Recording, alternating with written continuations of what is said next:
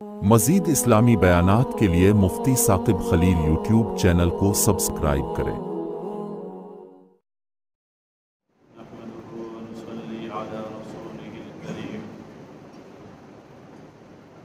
أما بعد فأعوذ بالله من الشيطان الرجيم بسم الله الرحمن الرحيم ومن يتق الله يجعل له مخرجا ويرزقه من حيث لا يحتسب وقال الله تبارك وتعالى ولو أن أهل القرى آمنوا واتقوا لفتحنا عليهم بركات من السماء والأرض قال النبي صلى الله عليه وسلم أنفق يا ابن آدم أنفق عليك وقال النبي صلى الله تعالى عليه وسلم من لزم الاستغفار جعل الله له من كل ضيق مخرجا ورزقه من حيث لا يحتسب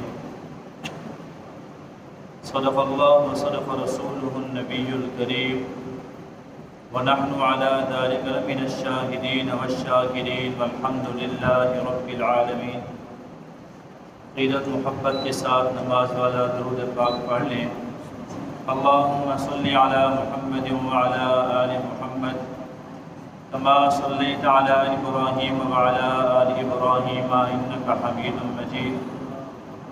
اللهم بارك على محمد وعلى آل محمد كما باركت على إبراهيم وعلى آل إبراهيم إنك حميد مجيد۔ انتہائی لائق سخت تعظیم اور تقریب، قابل قدر حاضرین، واجب الاحترام دوستوں، بزرگوں اور بھائیوں، قرآن مجید فرقان حمید میں سے دو آیت مبارکہ، ذخیرہ احادیث میں سے دو حدیث مبارکہ آپ حضرات کے سامنے تلاوت کی ہیں، جن کے اندر اللہ تبارک و تعالیٰ نے موجودہ دور کی بڑھتی ہوئی مہنگائی، معاشی بدحالی، رزق کی بے برکتی اور پریشانی کا حل اور نسخہ اللہ نے ارشاد فرمایا ہے۔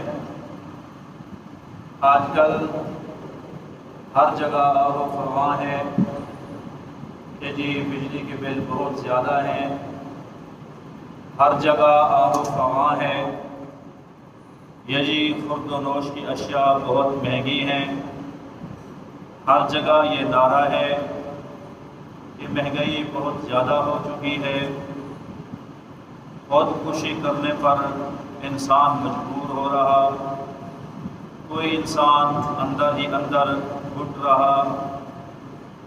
عزیزوں، مہنگائی جل سے جلوسوں سے نہیں مٹتی، مہنگائی بجلی کے بلوں کو آگ لگانے سے نہیں جاتی، مہنگائی خودکشی کرنے سے ختم نہیں ہوتی، مہنگائی دل پہ بات لینے، ذہنی ٹارچر ہونے سے رزق وسعت میں نہیں آتا، مہنگائی ختم نہیں ہوتی۔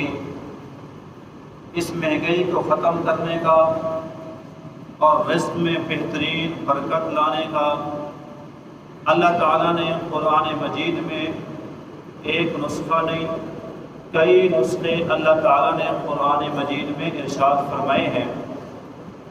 ایک نسخہ میں نے آپ حضرات کے سامنے پڑھا، وَمَن يَتَّقِ اللَّهَ يَجْعَل لَّهُ مَخْرَجًا وَيَرْزُقْهُ مِنْ حَيْثُ لَا يَحْتَسِبُ۔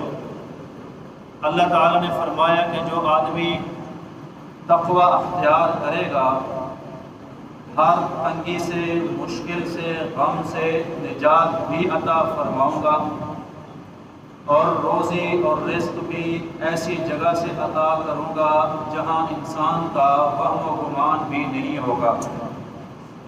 تقوی کا معنی ہوتا ہے بچنا، تقوی کا معنی ہوتا ہے پرہیزگاری، اور تقوی کا معنی ہوتا ہے اللہ کے حکموں پہ عمل کرنا، اللہ کی روکی ہوئی چیز سے رکنا، اس کو کہتے ہیں تقوی۔ سیدنا عمر بن خطاب رضی اللہ تعالی عنہ جلوہ افروز ہیں، صحابہ کرام کی محفل لگی ہوئی ہے، بات تقوی کی چل پڑی ہے، تقوی کی تعریف کرو کہ تقوی ہوتا کیا ہے۔ حضرت عمر بن خطاب رضی اللہ تعالی عنہ نے ایک صحابی سے پوچھا، جس صحابی کا نام سیدنا ابی بن کعب رضی اللہ تعالی عنہ ہے۔ ابی بن کعب کے والد ابی بن کعب رضی اللہ تعالی عنہ کے متعلق حضور نے فرمایا، میری امت میں سب سے بڑا قاری اگر دیکھنا ہو تو ابی بن کعب کی زیارت کر لیا کرو۔ حضرت عمر نے پوچھا حضرت ابی سے، یہ بتائیں کہ تقویٰ کیا ہے؟ تو آپ نے چونکہ ہمارے ذہن چھوٹے ہیں ایسی بات سے سمجھایا کہ ہر بندہ سمجھ سکتا ہے۔ فرمایا امیر المؤمنین، کبھی آپ کسی ایسے راستے سے گزرے ہیں جس راستے میں آپ کو چلتے ہوئے کانٹے دھار جھاڑیاں پڑی ہوں؟ حضرت عمر بن خطاب رضی اللہ تعالی عنہ نے فرمایا، کئی مرتبہ ایسے راستے سے گزر ہوتا ہے جہاں کانٹے دار جھاڑیاں پڑی ہوتی ہیں۔ تو آپ نے پوچھا کہ امیر المؤمنین پھر آپ کیسے گزرتے ہیں؟ تو آپ نے فرمایا کہ میں ایک ایک قدم سنبھال کے رکھتا ہوں اور ٹخنوں سے اپنی شلوار اوپر کر لیتا ہوں، کپڑا اوپر کر لیتا ہوں اور باقی کپڑے میں اس کے اپنے سمیٹ لیتا ہوں، اور ہر قدم گویا پھونک کے رکھتا ہوں کہ کہیں کانٹا میرے پاؤں کے اندر نہ چبھے، کہیں کانٹا میرے کپڑوں کے اندر نہ پھنس جائے۔ تو آپ نے فرمایا امیر المؤمنین، یہی تقویٰ ہے کہ اپنی زندگی کا ہر لمحہ پھونک کے گزارنا، کہ اللہ کی نافرمانی کے اندر کوئی لمحہ نہ گزرے، اللہ کے جس کاموں سے اللہ نے روکا ہے کہیں وہ کام نہ کر بیٹھوں، جس کام سے اللہ نے حکم فرمایا ہے جس کام کا کہیں اس سے چوک نہ جاؤں۔ یہ زندگی کے ہر گوشے کو ایسے احتیاط سے گزارنے کا نام تقویٰ ہے۔ اور متقی بندہ جو ہوتا ہے اللہ تبارک و تعالی ہر تنگی سے اس کو نجات نصیب فرماتے ہیں۔ متقی بندے کو اللہ تبارک و تعالی بغیر گمان کے اللہ رزق نصیب فرماتے ہیں، جہاں سے گمان بھی نہیں ہوتا۔ اور یہ بہترین نسخہ کیمیا ہے، اور متقی بندے کے انعامات گننے پہ آئیں تو ایک مستقل موضوع ہے۔ جو متقی بندہ ہوتا ہے اللہ کا وہ محبوب ہوتا ہے، جو متقی بندہ ہوتا ہے اللہ اس کے اعمال کو قبول فرماتے ہیں۔ انما یتقبل اللہ من المتقین، اللہ تقوی اختیار کرنے والے بندوں کے اعمال کو شرف قبولیت نصیب فرماتے ہیں۔ یہ کتنا بڑے نفع کا سودا ہے کہ مالک الملک خود کہے کہ میں تمہارے اعمال قبول فرما رہا ہوں۔ متقی بندہ دنیا کے اندر بھی ہر مشکل سے نکلتا ہے، رزق بھی وسیع پاتا ہے، اعمال بھی قبول ہوتے ہیں، اور متقی بندہ قیامت کے دن بھی اللہ تبارک و تعالیٰ اس کو پریشانی سے بچا کر جنت میں داخلہ نصیب فرمائیں گے۔ سب سے بڑی پریشانی پل صراط کی پریشانی ہوگی۔ وَإِن مِّنكُمْ إِلَّا وَارِدُهَا كَانَ عَلَىٰ رَبِّكَ حَتْمًا مَّقْضِيًّا، اللہ تعالیٰ نے فرمایا کہ تم میں سے ہر ایک نے پل صراط سے گزرنا ہے، اور جو بندہ پل صراط کی تیاری میں نہیں ہوگا، جو دنیا کے اندر شریعت سے پھسلا ہوگا، وہ پل صراط کے اوپر بھی پھسلتا ہوا نظر آئے گا اور کٹ کے جہنم کے اندر گرتا ہوا نظر آئے گا۔ یہ قرآن شیشہ ہے ہمارے لیے۔ ہم سارے راتوں کو بیٹھ کر بستر پہ سوچ سکتے ہیں کہ کتنا دن ہمارا شریعت کے مطابق گزرا اور کتنا ہمارا شریعت کے خلاف گزرا، کہاں ہم پھسلے، بڑے پیسے کو دے کر پھسل جاتے ہیں، رشتہ داروں کو دے کر پھسل جاتے ہیں، یار دوست احباب عالم محفل کی دعوت دیں تو ہم پھسل جاتے ہیں۔ دنیا کے اندر جتنا آپ دین سے پھسلیں گے، شریعت سے پھسلیں گے، آپ کو جہنم کے اندر پل صراط بھی اتنا پھسلنا پڑے گا اور جہنم میں کٹ کر کے گرنا پڑے گا۔ اللہ پھر کون ہے جو اس پل صراط سے بچ جائے؟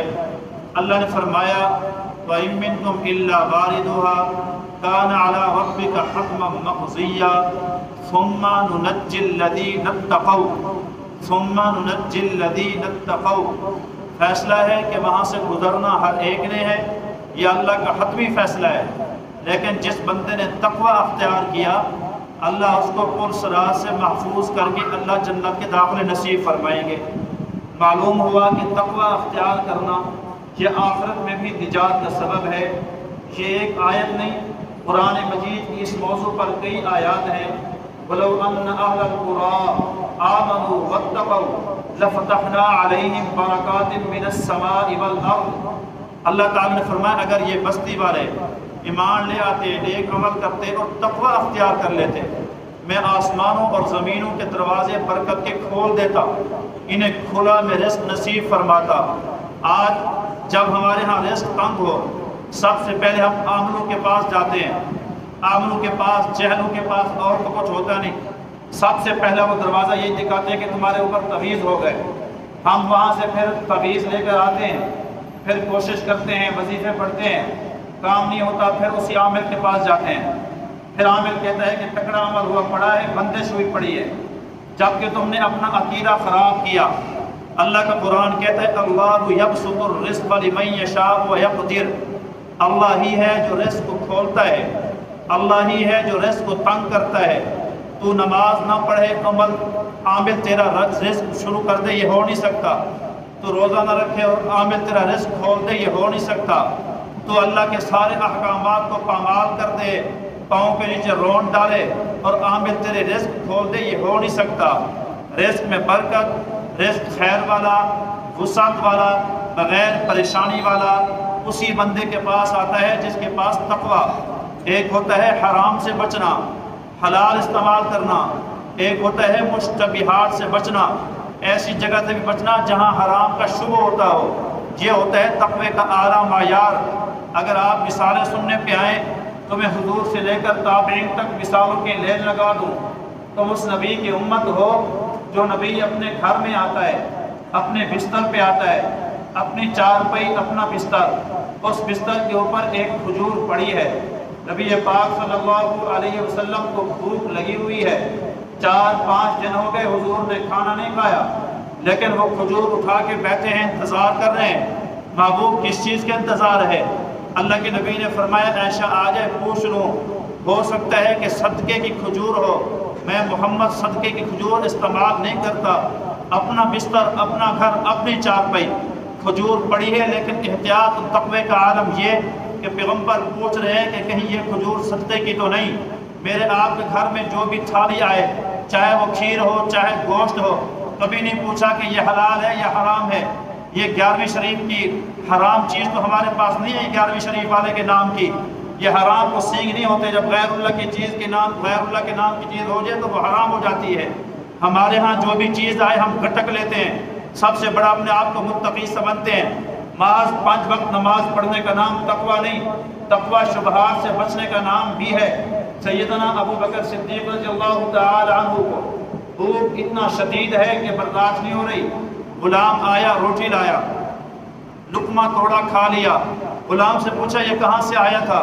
غلام نے کہا کہ حضرت زمانہ جاہلیت میں کہانت کرتا تھا، جب میں کہانت کا علوم میرے پاس تھے نہیں کہ مجھے پتہ چلتا ہو کہ ستاروں کا کیا علم ہے، کیا فیصلہ ہے، جھوٹی موٹی کہانت کرتا تھا، جیسے آج جھوٹے عامل ہر سڑک پہ ملتا ہے، فٹ پاتھ پہ ملتا ہے۔ آپ کو روزی کو اتنا تنگ ہے کہ فٹ پاتھ پہ بیٹھا ہے اور تجھے کروڑوں روپے کا تعویذ دے رہا ہے، کروڑوں روپے کی پراپرٹیاں تجھے دلوا رہا ہے، کچھ تو بھئی عقل کے دروازے کھولو، دل و دماغ کی کھڑکیاں کھولو۔ تو کہانت کرتا تھا اور جھوٹ بوٹ بول کے لوگوں سے جناب پیسے لیتا تھا۔ ان بندوں کو میں نے جھوٹی کہانت کی تو آج یہ اس کی مزدوری دے کر گئے ہیں۔ حضرت ابو بکر صدیق نے فرمایا تو نے صبح کا لقمہ مجھے کھلا دیا، تو آپ طے کرنے لگے۔ کسی نے کہا حضرت بھوک اتنا تھی کہ اب پیٹ سے لقمہ نکلے گا نہیں، ہاں آپ کثرت کے ساتھ پانی پئیں اور پانی حلق تک آ جائے، پھر الٹی کریں تو ہو سکتا ہے یہ ذرات نکل جائیں۔ ابو بکر صدیق نے پانی پیٹ بھر کے پیا، پھر انگل ماری تو سارا پانی، لقمہ بھی نکلا، پانی بھی نکلا، تب جا کے سکون کا، چین کا سانس لیا۔ عزیزو، ہم سارے مسلمان صدیق اکبر کے غلام، لیکن تقوی والی زندگی کیا ہماری ایسی بھی ہے کہ ہم حرام اور شبہ والے رکنے سے بچتے ہوں؟ سیدنا عمر بن خطاب کی زندگی پڑھو۔ حضرت عمر بن خطاب کی بیوی نے کہا یہ مشک آئی ہے، اگر آپ کی اجازت ہو تو توڑ دوں خوشبو، تو آپ نے فرمایا نہ توڑو، امیر المؤمنین خلیفۃ المسلمین میں آپ کی گھر والی ہوں، آپ نے کیا سمجھا کہ میں نا انصافی کروں گی، کسی کو زیادہ دوں گی کسی کو کم دوں گی؟ فرمایا بات ایسی نہیں، تیرے عدل میں مجھے کوئی شک نہیں، تو میری تربیت یافتہ ہے، لیکن جب یہ تو خوشبو تقسیم کرے گی تو یہ خوشبو تجھے پسینہ آئے گا، تو ماتھے سے پسینہ صاف کرے گی تو تیرے ماتھے کو یہ خوشبو لگ جائے گی۔ اللہ نے قیامت کے دن پوچھ لیا، عمر جو تیری بیوی نے لوگوں کی تقسیم کرتے وقت یہ خوشبو اپنے ماتھے کو لگائی تھی، اس خوشبو کا حساب دے، میں اللہ کو کیا جواب دوں گا؟ یہ ہے عمر بن خطاب کا تقوی۔ عمر بن خطاب بیٹھے ہیں، ایک دروازے پہ دستک ہوئی، حضرت علی المرتضیٰ تشریف لائے۔ فرمایا علی کیسے آنا ہوا؟ ذاتی کام ہے یا سرکاری کام ہے؟ کہا جی ذاتی کام، بس ملنے کی خاطر آیا۔ آپ نے کاغذ رکھا، قلم رکھا، چراغ جل رہا تھا، چراغ بجھا دیا، آ کر بے ٹائم نماز کا ٹائم ختم ہو گیا، اور آ کر لوگوں مسجدوں میں ہم جاتے ہیں شہروں میں، اے سی چلا کے پڑے ہیں اور جناب پنکھے چلا کے مسجد کے پڑے ہوئے ہیں۔ یہ تقوی نہیں، تقوی سیکھنا ہے تو عمر بن خطاب کی زندگی پڑھو۔ علی المرتضیٰ نے کہا جی حضرت اندھیرا تھا، چراغ کیوں آپ نے بجھا دیا؟ فرمایا یہ چراغ لوگوں کے پیسوں سے چل رہا ہے، یہ بیت المال سے میں نے تیل منگوایا، سرکاری کام کرتا ہوں تو تیل چلاتا ہوں، اب تو آیا ہے مجھ سے ملنے، یہ ذاتی ملاقات ہے، ذاتی کام ہے، لہذا چراغ میں اپنے گھر کا جلاؤں گا، بیت المال کا چراغ میں نہیں جلا سکتا۔ اس کو کہا جاتا ہے تقوی۔ یہ تقوی تھا۔ پھر اس کے بعد جب ان کے اوپر قحط آتے تھے وہ بیٹھ کر صرف دعا کرتے تھے۔ سب سے بڑا ہتھیار صحابہ کے پاس دعا کا تھا۔ اللہ نے خود سکھایا وَارْزُقْنَا وَأَنْتَ خَيْرُ الرَّازِقِينَ، دعا مانگو، اللہ سے رزق مانگو، اللہ بہترین رزق دینے والا ہے۔ دنیا کے عامل جھوٹے چوڑے تمہیں رزق نہیں دے سکتے۔ رزق دینے والا کون ہے؟ سب کہو اللہ۔ رزق کھولنے والا کون ہے؟ سب کہو اللہ۔ وہ اللہ جس کا رزق تنگ کر دے دنیا کھول نہیں سکتی، جس کا کھول دے دنیا بند نہیں کر سکتی ہے۔ عاملوں کا در چھوڑ دو، رب کے در پہ آ جاؤ، تقوی اختیار کرو، عورتوں کو تقوی کی دعوت دو۔ اما عائشہ صدیقہ طاہرہ طیبہ رضی اللہ تعالی عنہ کی زندگی ان کو پڑھاؤ۔ اما عائشہ صدیقہ طیبہ طاہرہ کہا کرتی تھی جب میرے پاک پیغمبر میرے حجرِ اقدس کے اندر مدفون ہوئے میں اپنے دوپٹے کا خاص خیال نہ کرتی تھی۔ سیدنا ابو بکر صدیق تشریف لائے، یہ میرے ابا جان تھے، دوپٹے کا خیال نہ کرتی تھی۔ جب سیدنا عمر بن خطاب کو میرے حجرے کے اندر دفنایا گیا پھر میں نے ساری زندگی اپنے سر سے دوپٹہ وہاں سے سرکنے نہ دیا کہ عمر میرے لیے غیر محرم ہے، ابو بکر محرم تھا، پاک پیغمبر میرے محرم تھے، میں ان سے میرا پردہ نہیں تھا، اس وجہ سے میں سر کو ڈھانپے بغیر بھی کبھی بیٹھ جاتی تھی، لیکن حضرت عمر بن خطاب میرا غیر محرم تھا، اس کے میں پردہ کرتی تھی اور میں اپنے سر کو ڈھانپ کر رکھتی تھی۔ اور عزیزوں کسی کتاب کے اندر لکھا نہیں ہے کہ میت سے پردہ کیا جائے، مردے اور قبر سے پردہ کیا جائے۔ اماں نے امت کو تقوی سکھایا کہ تقوی کا معیار یہ ہوتا ہے زندہ تو زندہ، مردے سے پردہ کیا جاتا ہے۔ آج میں آپ اپنی زندگیاں دیکھیں، عورتیں اپنے دوپٹے سیدھے کر کے بیٹھی ہوتی ہیں، جب ہم جنازہ لینے جاتے ہیں وہ تو کون ہوتا ہے کسی عورت کا جنازہ لینے کے خاطر جانے والے؟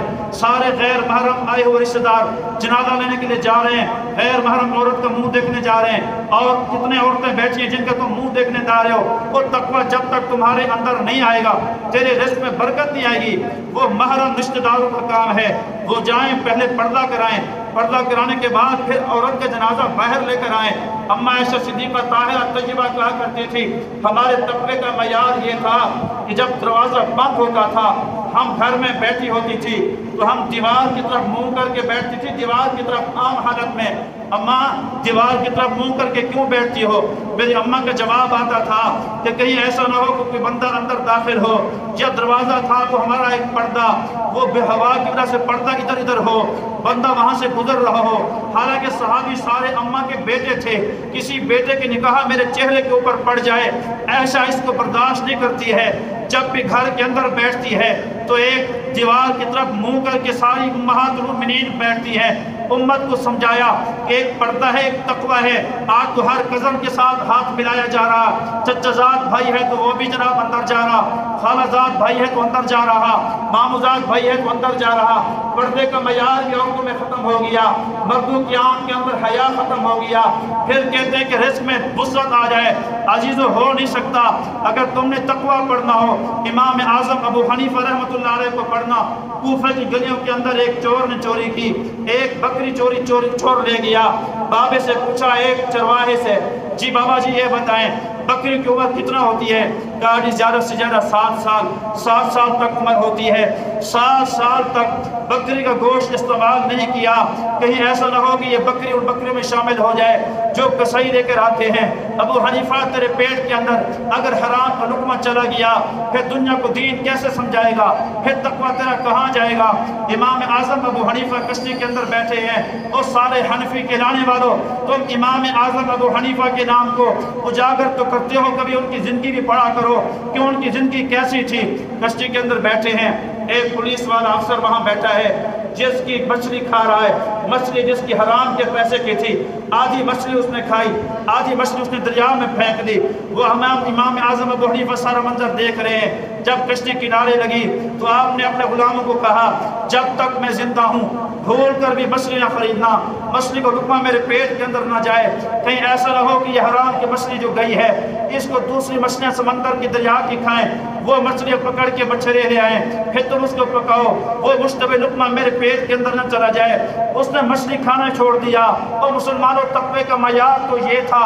आज किसी दुकानदार के पास जाते हैं, गाहक की ये नियत होती है कि आज बगैर पैसे के सारा माल मिल जाए, और दुकानदार की ये नियत होती है कि ऐसा हो कि सारा गंदम माल इसको बेच दूं, जो एक्सपायर माल है वो इसको निकल जाए, सारा खराब माल बेच दूं।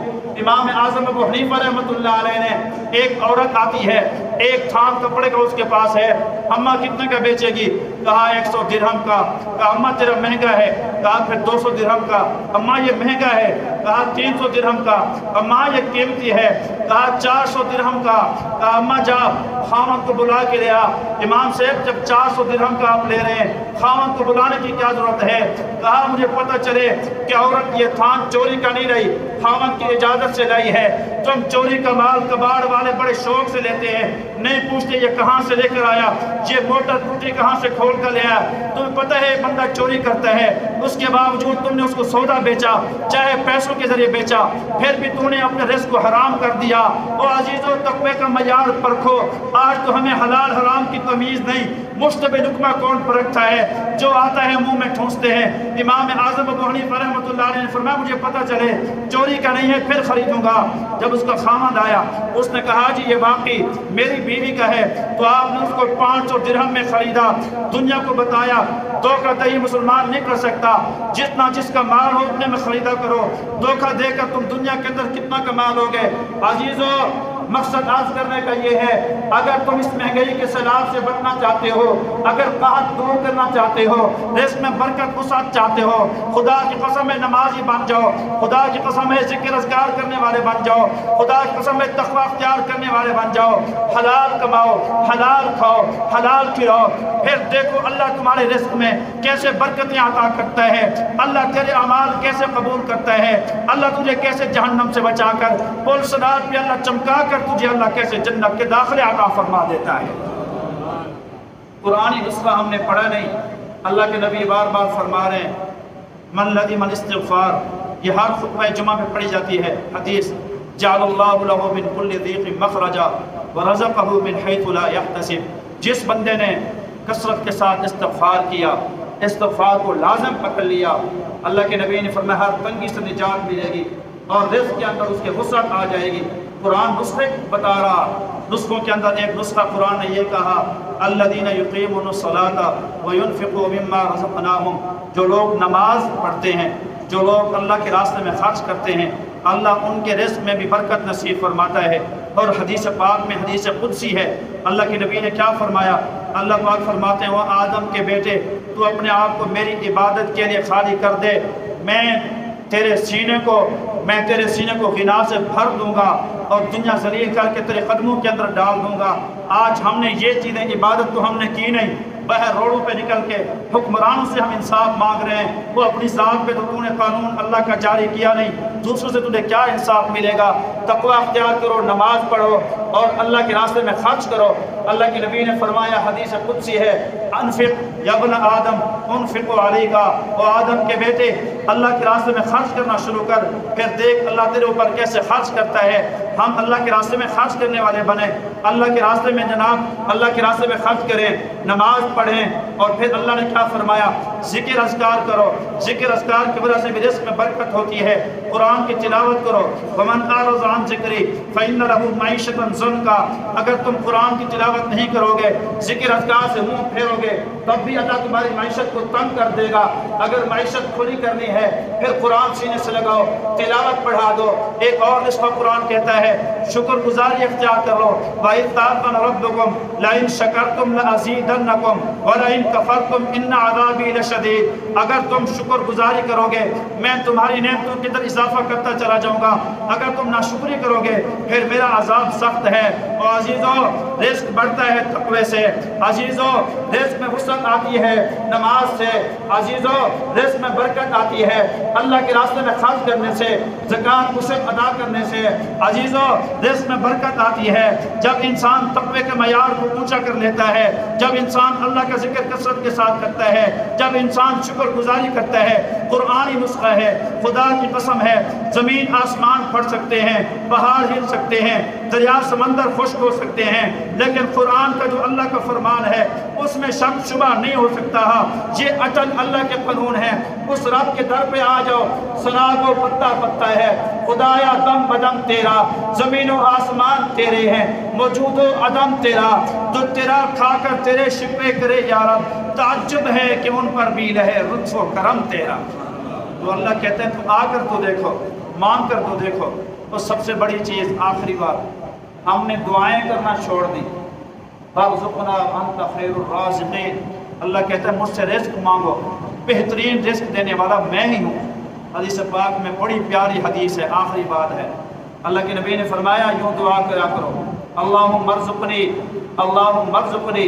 तो बंदा कहता है अल्लाहुम्मा अर्ज़ुक़नी, अल्लाह पाक फरमाते हैं क़द फ़अल्तुहु, मैंने तुझे रिज़्क़ अता फरमा दिया।